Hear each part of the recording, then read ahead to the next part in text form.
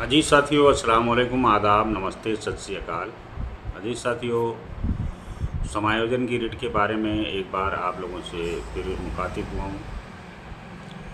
मैं आपको बताना चाहता हूँ कि चूँकि सरकार ने हम लोगों को नौकरी से निकाल दिया, स्कीम को बंद कर दिया है, तो हमें कोर्ट से रिलीफ मांगने के लिए जाने का एक समय सीमा है।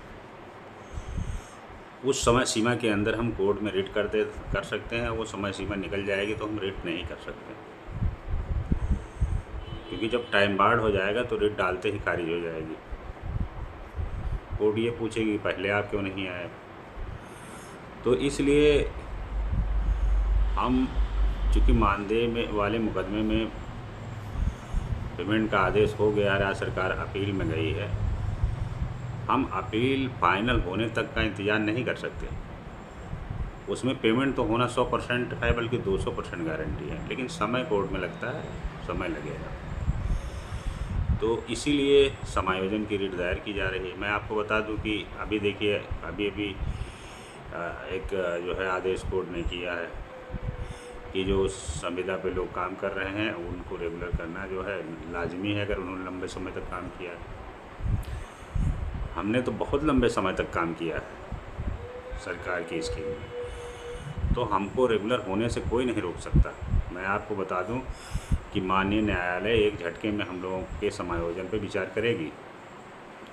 दूसरी बात यह है कि देखिए, बहुत सारे फैसले जो है जज के मूड पे भी डिपेंड करते हैं। उस समय जब जज का जैसा मूड होता है उस हिसाब से फैसले भी हो जाते हैं। एक फ़ैसला मैं आपको बता दूं कि अभी अभी जो बेसिक शिक्षा की भर्ती कुछ दिन पहले हुई थी, उसमें कुछ ऐसे लोग थे जिनका टीईटी में 1 नंबर कम था,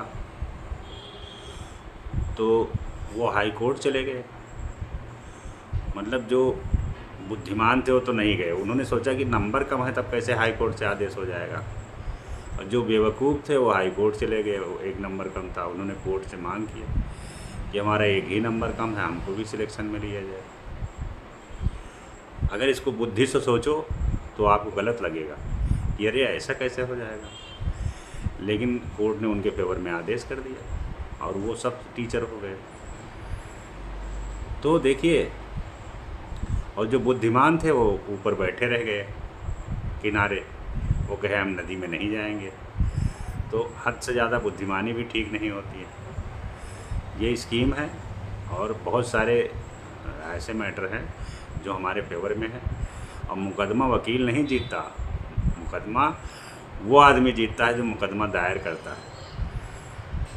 इतनी बड़ी तैयारी करके ये मुकदमा दायर करेंगे, इतने डॉक्यूमेंट लगा के दायर करेंगे कि एक दिन में आपके फेवर में आदेश होगा। कोर्ट कचहरी में समय लगता है वो अलग बात है, लेकिन इंशाल्लाह मुकदमा समायोजन वाला भी जीतेंगे। ऐसे नहीं फाट पड़ेंगे कि जाते जाते बस दायर कर दिया। दूसरे लोगों जैसा काम मैं नहीं कर रहा हूँ। कुछ लोग और भी हम आधुनिकीकरण में मुकदमों में गए, आज तक एक भी आदमी एक आदेश नहीं करा पाया, बल्कि जो लोग गए वो हार करके आए और अपने खिलाफ आदेश करा के आए। लेकिन मैं आईमास गया तो हमने पूरी तैयारी किया था, 3-4 महीने मैंने सिर्फ कागज़ तैयार किया था ठंडी के महीने में, और उसके बाद में दायर किया था, धमाक से आदेश हमारे फेवर में हुआ। तो लड़ाई लड़ा जाता है, जो आदमी लड़ता है वो मेन चीज़ होता है। ये मत सोचिए कि किसी के साथ बिना वकील ही सब कर देगा। वकील को क्या पता आपका मैटर। ये मैटर बहुत टेक्निकल है आधुनिकीकरण योजना का। इसका मैटर वही को पता है जिसके पास आधुनिकीकरण से संबंधित कागज़ है। हमसे ज़्यादा आधुनिकीकरण के संबंध में कोई कागज़ नहीं रखता, ना सोच रखता है कि इसको कैसे जीतेंगे। तो इसीलिए सभी शिक्षक साथियों से अपील है, काफ़ी शिक्षक साथी आ रहे हैं हमारे साथ में, मैं एक बार अपील करता हूँ कि स्वेच्छा से अगर आपको लगे कि ये काम एजाज भाई करेंगे ईमानदारी से, तो आप हमारे साथ ज़रूर रहिए और इंशाल्लाह इस मुकदमे को जीतेंगे, जो भी लोग आएंगे हमारे साथ में।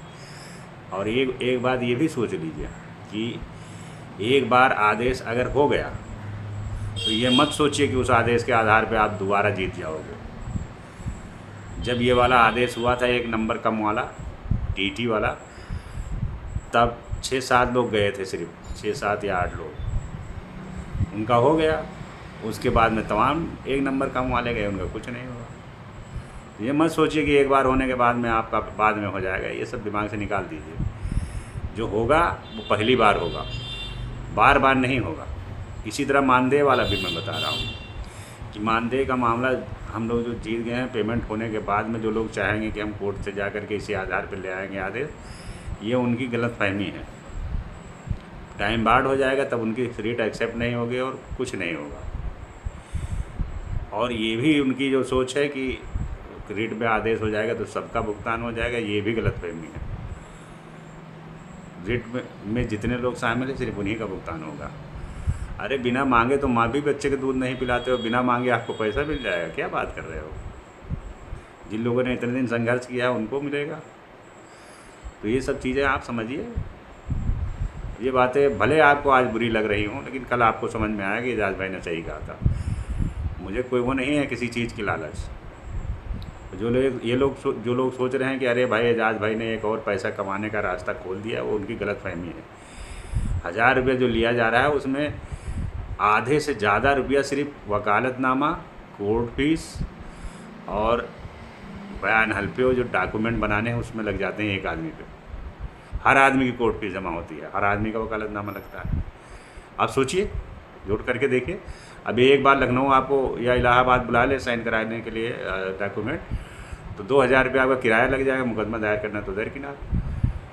अब घर बैठे आप लोगों को काम करा रहे हैं तब भी जो है कुछ लोग उंगली उठाते रहते हैं। तो और अच्छे से अच्छे मेहनत करके अच्छे से अच्छे वकील हायर करके आप की लड़ाई लड़ रहे हैं। तो कभी भी ईमानदारी से हट के काम नहीं किया। आप ऐसे में भी सभी लोग हमारे साथ में पूरी मुस्तैदी से अगर नहीं आओगे, नुकसान आप अपना करोगे, हमारा क्या करोगे।